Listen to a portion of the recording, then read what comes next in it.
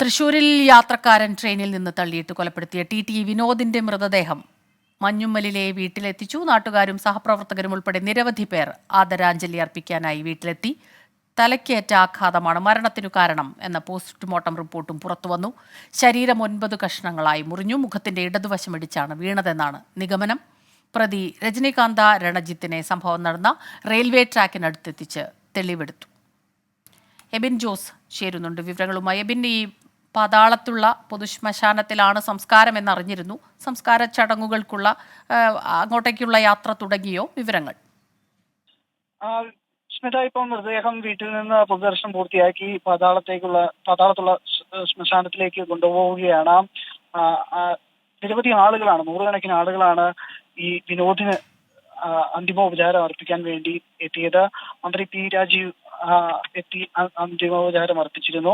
അതോടൊപ്പം തന്നെ അദ്ദേഹത്തിന്റെ സഹപ്രവർത്തകർ, റെയിൽവേയിൽ നിന്നുള്ള ആളുകൾ, ഉന്നത ഉദ്യോഗസ്ഥരടക്കം അന്തിമോപചാരം അർപ്പിക്കാനെത്തി. മറ്റ് കലാ സാംസ്കാരിക രംഗത്തു നിന്നുള്ള ആളുകളും ഉണ്ടായിരുന്നു.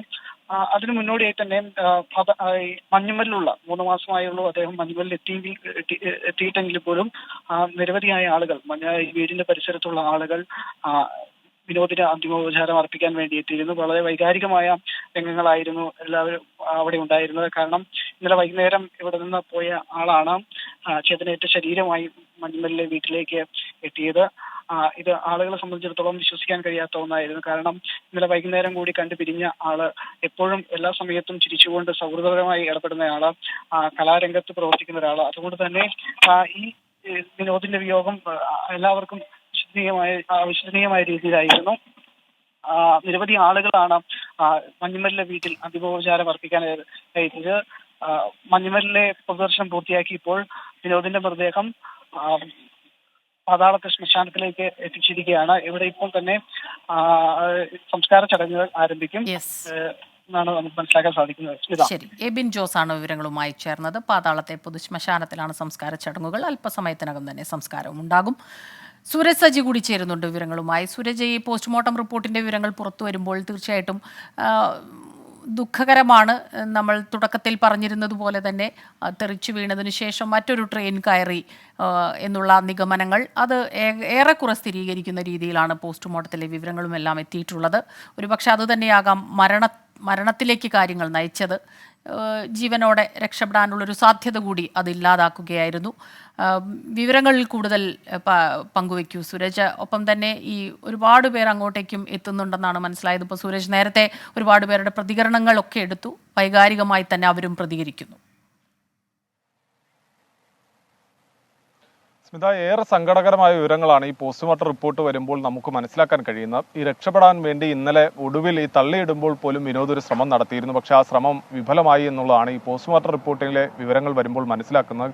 ഈ ഡോറിന് സമീപം AC11 കോച്ചിലെ ഡോറിന് സമീപം വിനോദ് ഫോൺ ചെയ്യുന്നതിനിടയിലാണ് ഈ വൈരാഗ്യപൂർവ്വം ഈ രജനീകാന്ത ഇങ്ങോട്ടേക്ക് എത്തി ഈ 2 കൈയും ഉപയോഗിച്ച് ഇദ്ദേഹത്തെ തള്ളിയിടുന്നു. ആ സമയത്ത് വലത്തെ കൈകൊണ്ട് ഈ ഡോറിന്റെ പിടിയിൽ പിടിച്ച് രക്ഷപ്പെടാൻ ശ്രമിച്ചു. പക്ഷേ ഇടത്തുവശം ഇടിച്ച് വീഴുകയായിരുന്നു എന്നുള്ളതാണ് പറയുന്നത്. അങ്ങനെ മുഖത്തിനും തലയ്ക്കുമെല്ലാം ഗുരുതരമായി പരിക്കേറ്റു. തലക്കേറ്റ ക്ഷതമാണ് ഈ മരണത്തിലേക്ക് വഴിതെളിച്ചത് എന്നുള്ളതാണ് പോലീസ് കണ്ടെത്തിയിരിക്കുന്നത്. അതുപോലെ തന്നെ ഈ വിനോദ് വീണത് തൊട്ടടുത്ത ട്രാക്കിലേക്കായിരുന്നു. അവിടെ മറ്റൊരു ട്രെയിൻ കയറി എന്ന സാധ്യതകൾ ഇന്നലെ തന്നെ പോലീസ് പറഞ്ഞതാണ്. അത് ശരിവെക്കുന്ന പോസ്റ്റ്മോർട്ടം റിപ്പോർട്ടാണ് ഇപ്പോൾ പുറത്തു വന്നിരിക്കുന്നത്. മറ്റൊരു ട്രെയിൻ കൂടി ഈ വിനോദിന്റെ ശരീരത്തിലൂടെ കയറി ഇറങ്ങി എന്നുള്ളതാണ് പറയുന്നത്. അങ്ങനെ ഈ 2 കാലുകളും അറ്റുപോകുന്ന ഒരു സാഹചര്യം ഉണ്ടായി. അതോടൊപ്പം തന്നെ ശരീരം 9 കഷ്ണങ്ങളായി വേർപെട്ടു എന്നുള്ളതാണ് ഈ പോസ്റ്റ്മോർട്ടം റിപ്പോർട്ടിൽ പറയുന്ന പ്രധാനപ്പെട്ട കാര്യം. പിന്നീട് ഈ ആഴമേറിയ മുറിവുകളടക്കം ഈ ശരീരത്തിലുണ്ടായി എന്നതടക്കം ചൂണ്ടിക്കാണിക്കുന്നുണ്ട്. ഏറെ സങ്കടപ്പെടുത്തുന്ന വിവരങ്ങളാണ് ഈ പോസ്റ്റ്മോർട്ടം റിപ്പോർട്ടിന്റെ ഭാഗമായിക്കൊണ്ട് തന്നെ വരുന്നത്. ഈ തലക്കേറ്റ ആഘാതമാണ് ഈ മരണത്തിലേക്ക് വഴിതെളിച്ചത് എന്നെല്ലാം പറയുന്നുണ്ട്. എന്തായാലും ഈ 1000 രൂപ പിഴ ഈടാക്കിയതിന്റെ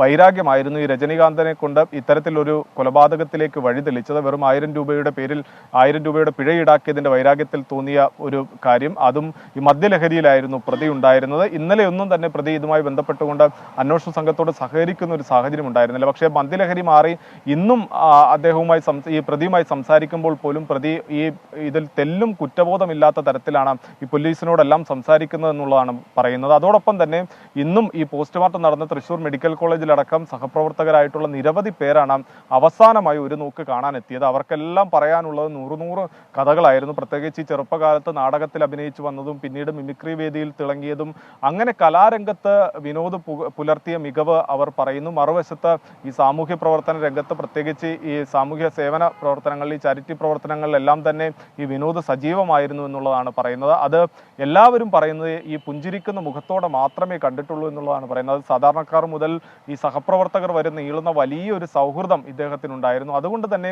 വിനോദ് ഇന്നലെ മരിച്ചത് മുതൽ ഈ മരണവാർത്ത അറിഞ്ഞ് വരുന്നവർക്കെല്ലാവർക്കും ഇതൊരു വലിയ വേർപാടായിരുന്നു. അവർക്ക് താങ്ങാൻ കഴിയാത്ത സങ്കടമായിരുന്നു ഉണ്ടായിരുന്നത്. അവരെല്ലാം തന്നെ ഈ ദുഃഖം പങ്കുവെക്കുന്നത് പഴയ ഓർമ്മകൾ പങ്കുവെച്ചുകൊണ്ടായിരുന്നു. അങ്ങനെ ഇന്ന് ഈ പോസ്റ്റ്മോർട്ടം നടന്ന തൃശ്ശൂർ മെഡിക്കൽ കോളേജിൽ പോലും നമുക്ക് വൈകാരികമായ ഏറെ രംഗങ്ങൾ കാണാൻ കഴിയുമായിരുന്നു. സഹപ്രവർത്തകരെല്ലാവരും കണ്ണീരോട് കൂടിയാണ് ഈ വിനോദിനെ അവിടെ നിന്ന് യാത്രയാക്കിയത്. മഞ്ഞുമലിലേക്ക് എത്തുമ്പോൾ അതിന്റെ ഒരു പുതിയ തലം കൂടി നമ്മൾ കാണുകയാണ്. ഏറെ വൈകാരികമായ ഒരു നാട് തന്നെ വിങ്ങിപ്പൊട്ടുന്ന കാഴ്ചയാണ് നമുക്ക് അവിടെയും കാണാൻ കഴിയുന്നത്. സ്മിത, ശരി. സുരജ് സജിയാണ് വിവരങ്ങളുമായി ചേർന്നത്.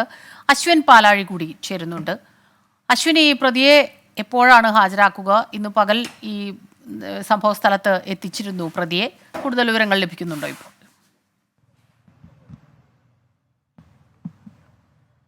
സ്മിത, ഈ കേസിൽ പ്രതിക്ക് പരമാവധി ശിക്ഷ ലഭിക്കാൻ പഴുതടച്ച നിയമ സാധ്യതകളാണ് പോലീസ് തേടിയിരിക്കുന്നത്. എന്തായാലും ഇന്ന് തെളിവെടുപ്പ് രണ്ടിടങ്ങളിലാണ് പൂർത്തിയായത്. റെയിൽവേ പാളത്തിൽ, അതായത് ഈ പ്രതി ഇയാളെ നമ്മുടെ വിനോദിനെ തള്ളിയിട്ട റെയിൽവേ പാളത്തിലും ഒപ്പം റെയിൽവേ സ്റ്റേഷനിൽ ടിക്കറ്റ് എടുത്ത പ്ലാറ്റ്ഫോമിലും അടക്കം ഇന്ന് പ്രതിയെ നേരിട്ടെത്തിച്ച് തെളിവെടുത്തിരുന്നു. അതിനുശേഷം വൈദ്യപരിശോധനയും പൂർത്തിയാക്കി സ്റ്റേഷനിലെ നടപടിക്രമങ്ങളും പൂർത്തിയാക്കിയ ശേഷമായിരിക്കും കോടതിയിൽ ഹാജരാക്കുക.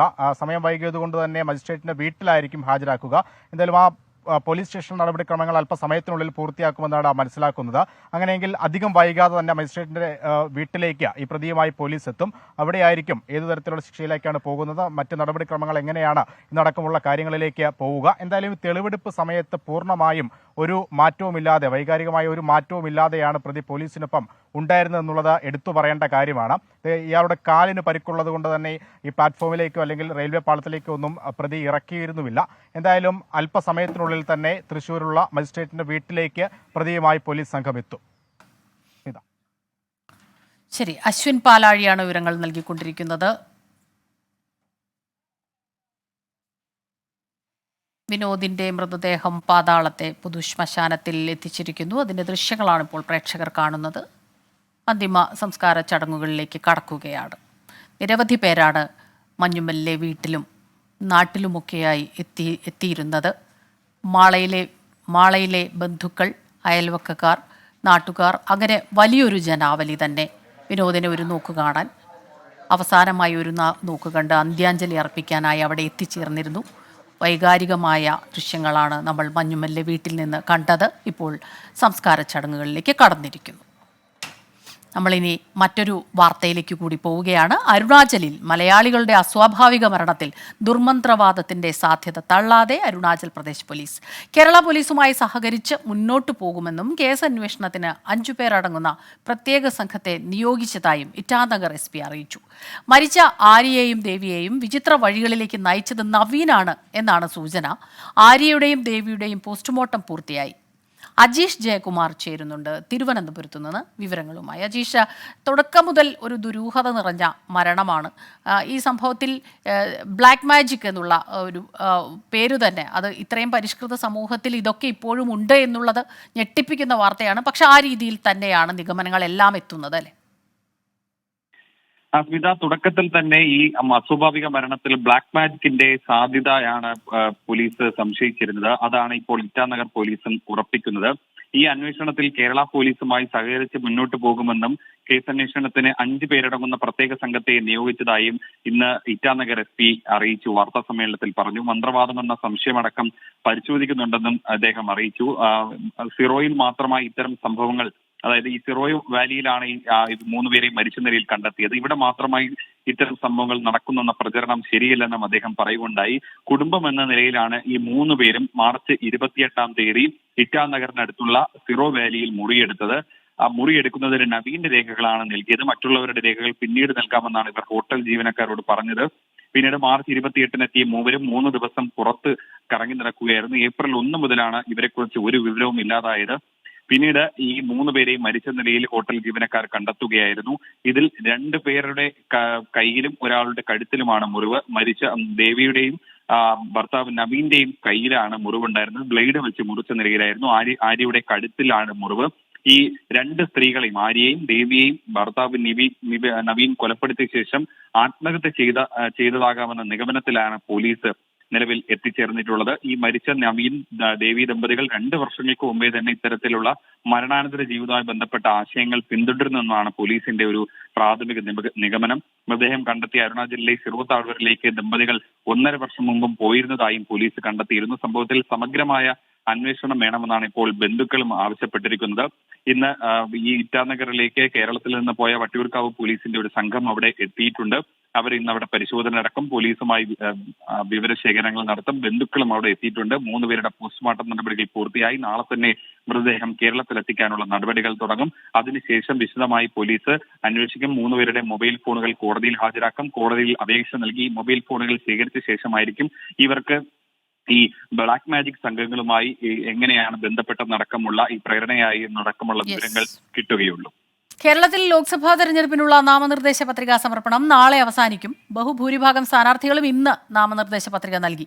അണികൾക്കും പ്രവർത്തകർക്കുമൊപ്പം പ്രകടനമായെത്തിയാണ് മിക്ക സ്ഥാനാർത്ഥികളും പത്രിക സമർപ്പിച്ചത്. കോൺഗ്രസ് നേതാവ് രാഹുൽ ഗാന്ധി വയനാട്ടിലെത്തി ലോക്സഭാ തെരഞ്ഞെടുപ്പിനുള്ള നാമനിർദ്ദേശ പത്രിക സമർപ്പിച്ചു. ഭരണഘടനയും ജനാധിപത്യവും സംരക്ഷിക്കാനുള്ള തെരഞ്ഞെടുപ്പാണ് നടക്കുന്നതെന്ന് Rahul Gandhi. This election is a fight for democracy and for the Constitution of India. On one side are the forces that want to destroy the democracy of this country. It's very clear to all of you who is on which side. It is very clear who is attacking the Constitution, who is attacking the democratic structure of this country. Thank you very much. Deepak Dharmadam ചേരുന്നുണ്ട് കോഴിക്കോട് നിന്ന് വിവരങ്ങളുമായി.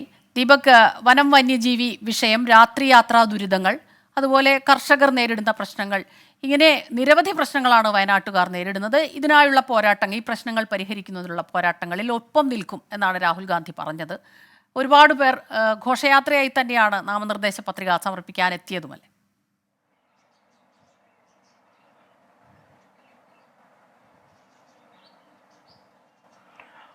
സ്മിത, വലിയ road show ആയി ഒരുപക്ഷെ കോൺഗ്രസ് പ്രവർത്തകരെ, UDF പ്രവർത്തകരെ ആവേശത്തിലേക്ക് ഇളക്കി വിട്ടുകൊണ്ട് തന്നെയായിരുന്നു രാഹുൽ ഗാന്ധിയുടെ ഒരു മാസ് എൻട്രി. രാഹുൽ ഗാന്ധിയും പ്രിയങ്ക ഗാന്ധിയും ഒരുമിച്ച് ഹെലിപ്പാഡിൽ ഇറങ്ങുമ്പോൾ നേതാക്കൾ സ്വീകരിക്കുന്നു. കേരളത്തിലെ മിക്കവാറും എല്ലാ നേതാക്കളും എത്തിയിരിക്കുന്നു എന്നുള്ളതാണ്. അത് മലയാളിയായ സംഘടനാ ജനറൽ സെക്രട്ടറി KC വേണുഗോപാൽ മുതൽ രമേശ് ചെന്നിത്തല, അതുപോലെ VD സതീശൻ, MM ഹസൻ, അങ്ങനെ ചാണ്ടി ഉമ്മൻ വരെയുള്ള മിക്കവാറും എല്ലാ നേതാക്കളും എത്തി എന്നുള്ളതാണ് വസ്തുത. വലിയ രീതിയിൽ പ്രവർത്തകരുമുണ്ടായിരുന്നു. അങ്ങനെ അത് റോഡ് ഷോ ആയി മാറുന്നു. റോഡ് ഷോയ്ക്ക് ശേഷം പത്രികാ സമർപ്പണത്തിന് വേണ്ടി കളക്ടറേറ്റിലേക്ക് എത്തുന്നു. ഇതിനുശേഷം ആദ്യത്തെ രാഷ്ട്രീയ നീക്കം ഒരു കോളനി സന്ദർശനമായിരുന്നു. കോളനിയിലെ കോളനിവാസികളുമായി അദ്ദേഹം സൗഹൃദം പങ്കിടുന്നു, വോട്ടഭ്യർത്ഥിക്കുന്നു. അതിനുശേഷം മാധ്യമങ്ങളെ കാണുന്നു. ആ മാധ്യമങ്ങളെ കണ്ടത് 2 ഭാഗമായാണ്. അതിൽ ഇംഗ്ലീഷ് ഭാഗത്താണ് നിങ്ങൾക്ക് ആരാണ് ഈ ഭരണഘടനയെ തകർക്കുന്നത്, അറ്റാക്കിംഗ് ഭരണഘടന, അതാണ് പറയുന്നത് അദ്ദേഹം. അത് ഇന്ത്യൻ കോൺസ്റ്റിറ്റ്യൂഷനെ ആരാണ് അറ്റാക്ക് ചെയ്യുന്നത് എന്ന് നിങ്ങൾക്കറിയാം, അതിനെതിരെയുള്ള പോരാട്ടമാണ് ഈ തെരഞ്ഞെടുപ്പെന്ന് രാഹുൽ ഗാന്ധി പറയുന്നു. എന്നാൽ അല്പം കഴിഞ്ഞുള്ള ഹിന്ദി ബൈറ്റിലേക്ക് പോകുമ്പോൾ അതിൽ പ്രധാനമന്ത്രി നരേന്ദ്രമോദിയെയും ആഭ്യന്തരമന്ത്രി അമിത്ഷായെയും പേരെടുത്ത് പറഞ്ഞുകൊണ്ട് തന്നെ അദ്ദേഹം കടന്നാക്രമിക്കുന്നു. എന്നാൽ ഈ വേളയിൽ ഒന്നും തന്നെ കേരളത്തിലെ കേരളത്തിലെ പോരാട്ടം ഇടതുമുന്നണിയുമായാണ്. കേരളത്തിലെ സർക്കാരിനെതിരെയോ അല്ലെങ്കിൽ ഇടതുമുന്നണിക്കെതിരെയോ CPM-നെതിരെയോ ഒന്നും പറഞ്ഞില്ല എന്നുള്ളത് വസ്തുതയാണ്. ആനി രാജയും ഇന്നിവിടെ പത്രിക നൽകി. പക്ഷേ ആനി രാജ വളരെ കൃത്യമായി കടന്നാക്രമിക്കുകയായിരുന്നു. എന്തിനാണ് രാഹുൽ ഗാന്ധി വയനാട്ടിൽ മത്സരിക്കുന്നത്? ഇന്ത്യ മുന്നണിയുടെ നേതാവിൻ്റെ ഫോക്കസ് അല്ലെങ്കിൽ അവരുടെ ടാർഗറ്റ് എന്താണ് എന്ന് വ്യക്തമാക്കണം.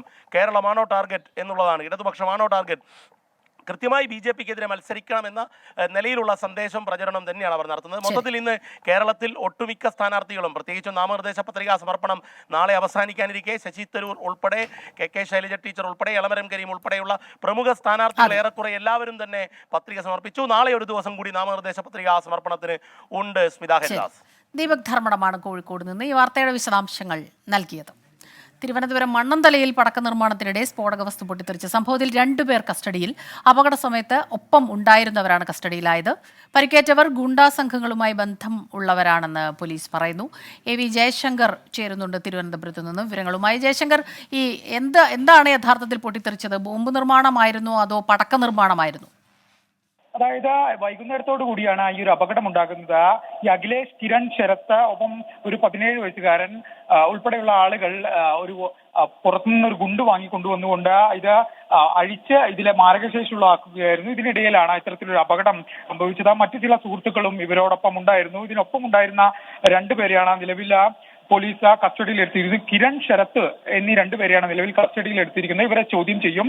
ഇവർ സാമൂഹ്യ വിരുദ്ധ പ്രവർത്തനങ്ങൾക്ക് വേണ്ടിയാണ് ഇത് കൊണ്ടുവന്നതെന്നാണ് നിലവിൽ പോലീസിന്റെ ഒരു നിഗമനം. ഈ പരിക്കേറ്റ ആളുകൾക്ക് ഗുണ്ട നേതാക്കളുമായി ബന്ധമുണ്ടായിരുന്നു. ഇതിൽ ഒരാൾക്ക് എക്സ്പ്ലോസീവ് ആക്ട് പ്രകാരം കേസുള്ള വ്യക്തിയാണ്. എന്തായാലും പോലീസ് ഇതിൽ വിശദമായ ഒരു അന്വേഷണം നടത്തുന്നുണ്ട്. ഇവർ ഏതോ തരത്തിലുള്ള പ്രവർത്തനത്തിന് വേണ്ടിയാണ് ഇത് ഉണ്ടാക്കുന്നത് എന്നാണ് നിലവിൽ പോലീസിന്റെ നിഗമനം. എന്തായാലും പോലീസ് അന്വേഷണം നടത്തുന്നുണ്ട്. ഈ പരിക്കേറ്റവർ നിലവിൽ തിരുവനന്തപുരം മെഡിക്കൽ കോളേജിൽ ചികിത്സയിലാണ്. ഇതിൽ 17-കാരന്റെ കൈപ്പത്തി പൂർണ്ണമായും, 2 കൈപ്പത്തിയും പൂർണ്ണമായും നഷ്ടപ്പെട്ട അവസ്ഥയാണ്. ശരി ജയശങ്കർ, ഇപ്പോൾ അഖിൽ ഷാ കൂടി ചേരുന്നുണ്ട്. അഖിൽ ഷാ സംഭവ സ്ഥലത്ത് തന്നെയാണുള്ളത്. അഖിൽ ഷാ, അവിടെ നിന്ന് ഇപ്പോൾ ലഭിക്കുന്ന ഏറ്റവും പുതിയ വിവരങ്ങൾ എന്താണ്?